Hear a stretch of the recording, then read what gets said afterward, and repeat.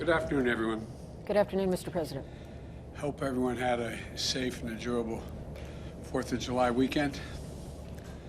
As I said in my Independence Day address to the nation, we're closer than ever to declaring our independence from this deadly virus. Today, after receiving a briefing from my entire COVID-19 team, I'm proud to announce that we're getting even closer. Because of our wartime effort to administer 300 million shots in arms in just 150 days. More than 182 million Americans have received at least one shot, including nearly 90% of seniors and 70% of adults over the age of 27. By the end of this week, we'll have reached the mark of 160 million fully vaccinated Americans, and that's a goal I set in March that I'm thrilled we're going to hit just a few days after July the 4th. So we will have 160 million fully vaccinated Americans, up from roughly 3 million when we took office 5 months ago. We see why it matters. COVID-19 cases and deaths are down by 90% since January. Millions of fully vaccinated Americans are getting back to living their lives as they did before. Businesses are reopening and hiring and rehiring. And projected economic growth is the highest it's been. Projected growth is the highest it's been in 4 decades. And the bottom line is the virus is on the run and America is coming back. We're coming back together. This is one of the greatest achievements in American history, and you, the American people, made it happen. But our fight against this virus is not over. Right now, as I speak to you, millions of Americans are still unvaccinated and unprotected. And because of that, their communities are at risk, their friends are at risk, the people that they care about are at risk. This is an even bigger concern because of the Delta variant. In today's briefing, we discussed how the Delta variant is already responsible for half of all cases in many parts of this country. It's more easily transmissible, potentially more dangerous. And it should be because of reconsideration. And look, let me put it another way. It seems to me it should cause everybody to think twice. And it should cause reconsideration, especially young people who may have thought that they didn't have to be vaccinated, didn't have to worry about it, and didn't have to do anything about it up to now. But the good news is that our vaccinations are highly effective. Fully vaccinated Americans have a high degree of protection, including against this Delta variant.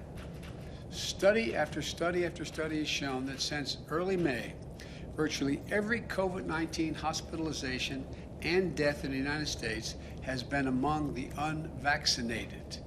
So if you're vaccinated, you're protected. But if you're unvaccinated, you're not.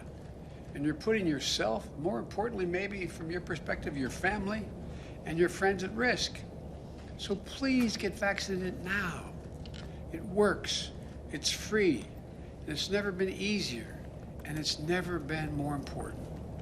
Do it now, for yourself and the people you care about, for your neighborhood, for your country. It sounds corny, but it's a patriotic thing to do. In today's briefing, we discussed how our administration is going to devote the remainder of the summer to a special focus on 5 ways to make gains in getting those of you who are unvaccinated vaccinated. Because here's the deal. We are continuing to wind down the mass vaccination sites that did so much in the spring to rapidly vaccinate those eager to get their first shot, and their second shot for that matter, if they needed a second. Now we need to go to community by community, neighborhood by neighborhood, and oftentimes door to door, literally knocking on doors, to get help to the remaining people protected from the virus. Look, equity, equality, it remains at the heart of our responsibility of ensuring the communities that are the hardest hit by the virus have the information and the access to get vaccinated. So, as we shift from these centralized mass vaccination sites where we're doing thousands of people a day, we're going to put even more emphasis on getting vaccinated in your community, close to home, conveniently, and a location you're already familiar with. First thing we're going to do, this includes 42,000 local pharmacies where folks with questions can talk to the pharmacists they know and already have dealt with. These locations overwhelmingly allow you to walk in without an appointment, get the vaccination when you're picking up your prescription or just going in to get toothpaste or something else you need from a drugstore. Second, my team is going to place renewed emphasis on getting the vaccines to more and more family doctors and healthcare providers, so more Americans can get this shot at their doctor's office from the folks that they know and they trust the most. Third thing we're going to do, we're going to step up efforts to get vaccines to your family doctors and other doctors who serve younger people, so that adolescents ages 12 to 18 can get vaccinated, and as they go for back-to-school checkups or getting ready for the physicals they need for fall sports. Fourth, we're also intensifying our efforts to meet people where they are, outside of their neighborhoods, pharmacies, and doctor's office. This includes continuing to work with employers to make vaccination shots available at work, on the work site if possible, or give their employees paid time off to get vaccinated in a nearby facility. And fifth and finally, we're sending out more mobile clinic units out there to help people at special events, summer festivals, sporting events, as well as places of worship wherever we can find people gathered. In addition to these initiatives to continue to vaccinate the unvaccinated, we're stepping up our preparations to respond to the outbreaks we're going to see among the unvaccinated. For that, we're mobilizing what I'm calling COVID-19 surge response teams.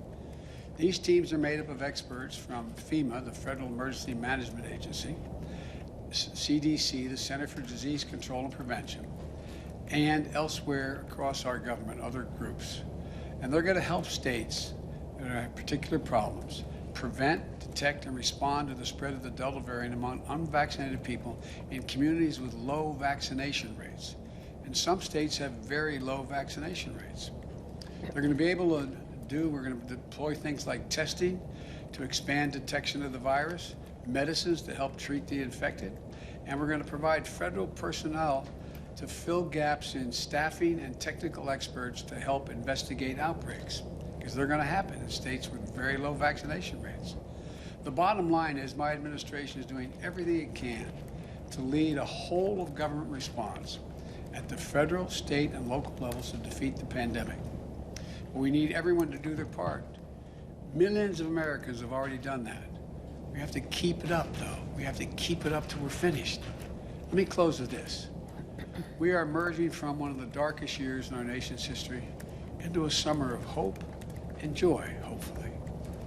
Think about where you were last year, where you are today, what you were able to do last year at this time and do today. It's a year of hard-fought progress. We can't get complacent now. The best thing you can do to protect yourself and your family and the people you care about the most is get vaccinated. The best things the community can do to protect themselves is to increase vaccination rates. You can do this. You can do this. Let's finish the job. Finish it together. God bless you all, and please get vaccinated. It makes a big difference. As I said, it's a patriotic thing to do. May God protect our troops. Thank you. Mr. President, on the latest ransomware attack, can you tell us if you believe that rises to the level of U.S. retaliation? I can tell you a couple things. I received an update from our national security team this morning.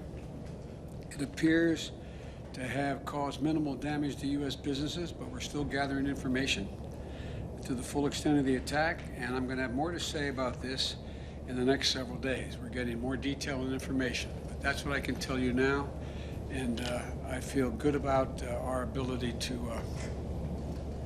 Mr. President, is Putin testing you, sir? Mr. President, you speak twice about the Delta variant. What do you mean by that?